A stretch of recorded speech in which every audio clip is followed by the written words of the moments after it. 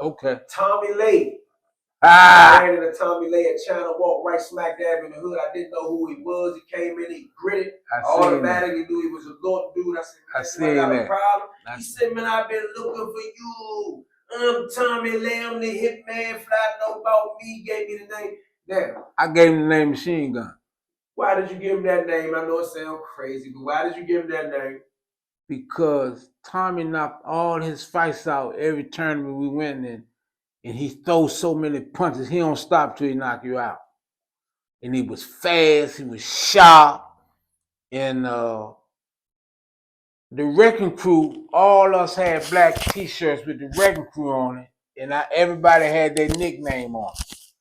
So when I gave Tommy his nickname to go on his shirt, I said, man, you the Machine Gun.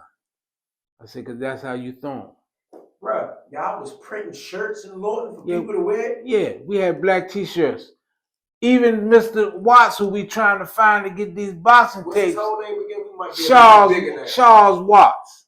He was the case manager of Youth Center 2. He traveled with the boxing team. He got all the boxing tapes with Tommy Lee, me, all us in the ring.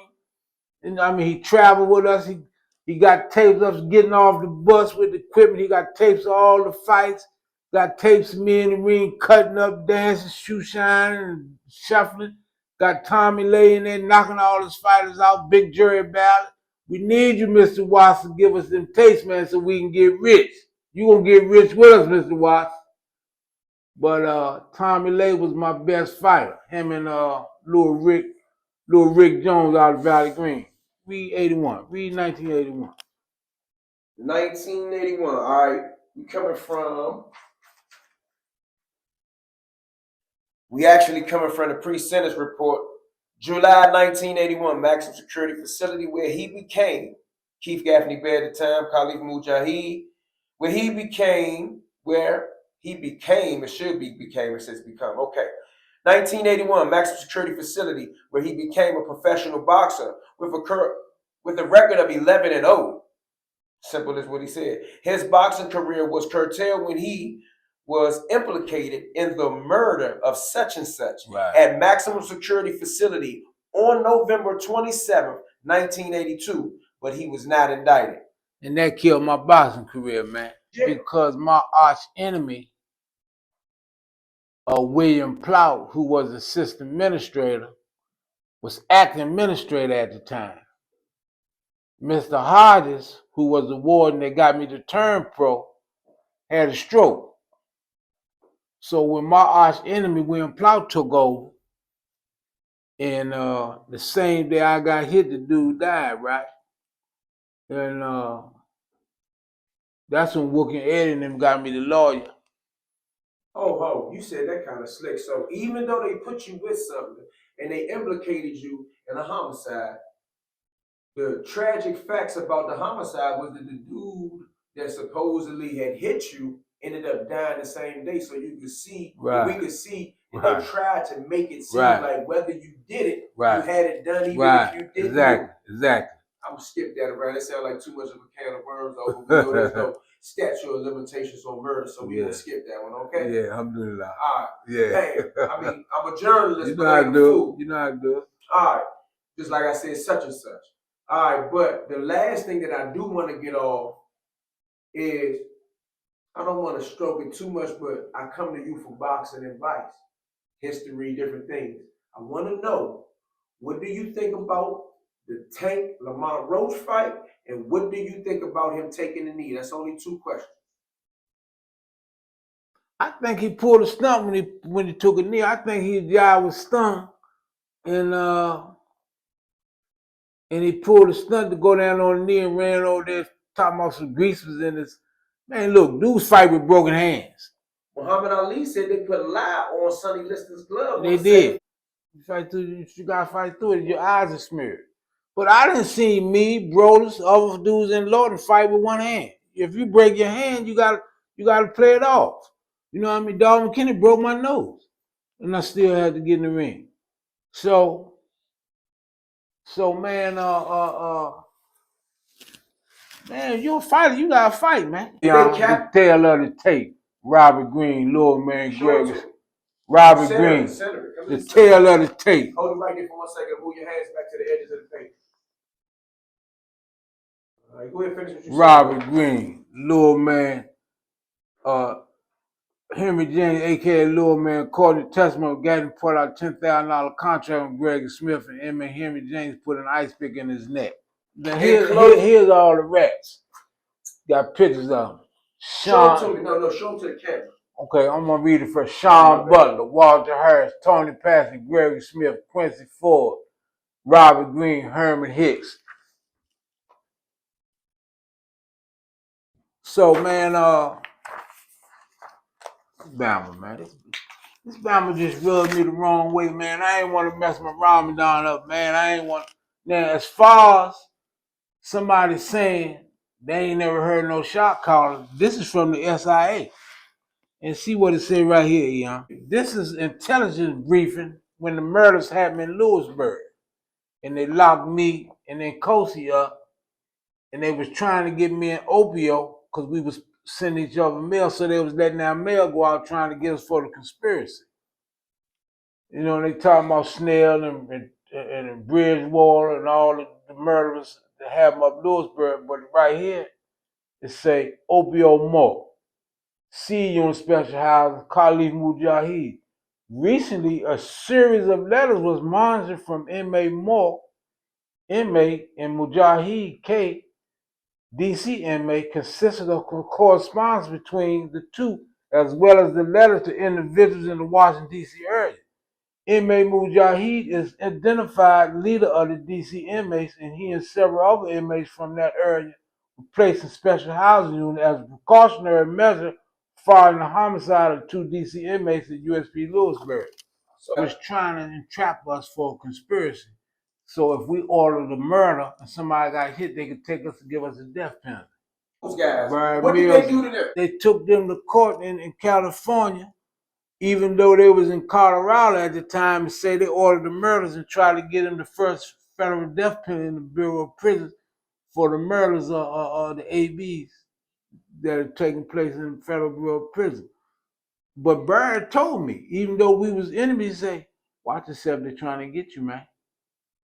Soon somebody out. 30 years after all these other stories you told about earlier, and you ran right back into them at 88. Yeah, we was on the 10 together. Obio told me, he said, Bird and but we still convicts. You gotta respect your enemy. You know what I mean? But if you're a convict, you gotta live by the convict code. You know what I mean? Ain't no, you know, because our arch enemy is the government. You follow me? With you and Cadillac and what you just mentioned about being convicts and doing very real sharing information because y'all against the man, people alleged that when Cadillac came back to Marion and Ralph Chappelle had been murdered and they was taking Silverstein and these other guys to court, they said that Cadillac had a humongous problem with any brother that was going to court to testify on their behalf, which technically is convict to beat the charge. Did you agree with that, or is that true, or how do you feel about that matter? Well, at the time, when he came back, the ABs had, man, had them brothers, to be honest with you, he had them brothers shook. Because normally, when a brother come in, say, guess who just came in? Everybody hollers, move up here with us, Lack. This big Johnny Peace, this wild man, this no, you know what I mean? But everybody was quiet because they had been murdering the brothers. They just killed Chappelle and our other homie who was taking the butt, who they tricked him into said. Yeah. So, Steamboat. Yeah. So somebody told Lack, man, big jury out of New York and Green Hill out of North Carolina is going to court for the ABs. And Lack said, I wish you MS would go to court for them crackers for killing a brother. You see, what the F, I wish y'all would go to court. So Tommy and them listening. So when Lack go to rent, the rent case is next to Tommy's cell. So Lack stabbed him in the arm through the bars. And the police seen it. They put Lack down in the boxcar. In the same unit. Same unit. And Big Punchy out of California, old timer, love the homies. I was one of the last men. He said, man, don't move back up there with the dudes, man. Like some F them dudes. You know what I mean? But the contract is already in motion. As Barry said, man, you gotta go. But see, now this is the same thing when Barry and TD and Chris and them was going to court in California and tried to call me and Silk. And Doc Holliday went and testified for them. When he came back, he came to my cell. I said, I ain't got no more respect for you, Doc. I said, you went to court testified for them crackers for killing brothers, man. He said, man, I was in San Quentin before. I said, man, I don't care, they crackers. I said, with the BGF, the Black Guerrilla family, was at war with them in San Quentin. You was the first one at war with the knife fight. He said, yeah, man. I said, man, I don't have no more respect for you. You went to court for them crackers, man, for killing brothers, man. I said, they had me and Silk on the list. I said, Lack could turn over in his grave if I went in there to testify for them. You and Silky wasn't even to talk. We not going out. Yeah, it wasn't in the talk. Yeah, I said, man, don't contact me. I don't know nothing about what y'all talking about. Don't write me no more. Don't keep writing me, asking me would I come help them. No. I don't know nothing about none of that stuff. Do you imagine if I would have went to court and testified for the ABs for killing some brothers? And that's treason. Shit, you're a betrayer. You're a betrayer to your people. All this crap they talk about me and I went to court to help them. Man, I ain't gonna hurt you and I ain't gonna help you. Just leave me out of it. If you see me, kill me. If I see you, I'll get you. Now this is Walter Harris and his wife's in the testimony I want you to go over so you have more knowledge. The Unabomber, and this is for you and Angela to ponder over. The Unabomber, you can't keep it. I don't even want to take it yet. Is that Yeah, the you can't only? take it. This is the only book. Don't even put it. Oh, you can show it. Though. I'm gonna show you. I don't even want it unless you want me to copy it. Not yet. Okay. The Unabomber. You got it already. Show it, flash it. The Unabomber. Who is the Unabomber for? You know you got young people to watch you now too. So Theodore John Kaczynski, Ted Kaczynski, was on the FBI most wanted. Was on the FBI most wanted list for blowing up government buildings, universities, colleges. He was so smart they couldn't catch him, and his brother had to turn him in. His brother and his brother's wife turned him in because he's brilliant. And they do documentaries on him on CNN and different A&E because they said he was brilliant. He was a professor. But I read some things say brilliant and genius. He was brilliant in ADX. Just get him dudes answers to all the puzzles and the games. You know what I mean? And didn't talk to nobody. I'm the only black he talked to.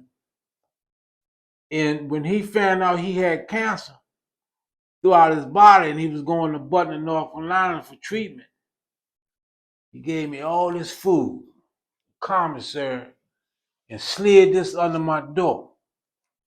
He said, when I die, make sure the world learn about this book. So for real, he entrusted you with he something. He entrusted this me. This is not us making your situation. Move your hands back a little bit. I'm the only black dude he talked to, Leon. And he had enough respect for me and trusted me to say, when I die, make sure the world know about this book. I'm the only one in the world got it. What's the name of it? Anti-Tech Revolution, Why and How. Powerful, man. It's going to go to the highest bidder. It's going to go to the highest bidder because it's worth, ain't no telling what it's worth. And that's a complete manuscript. This is a complete manuscript.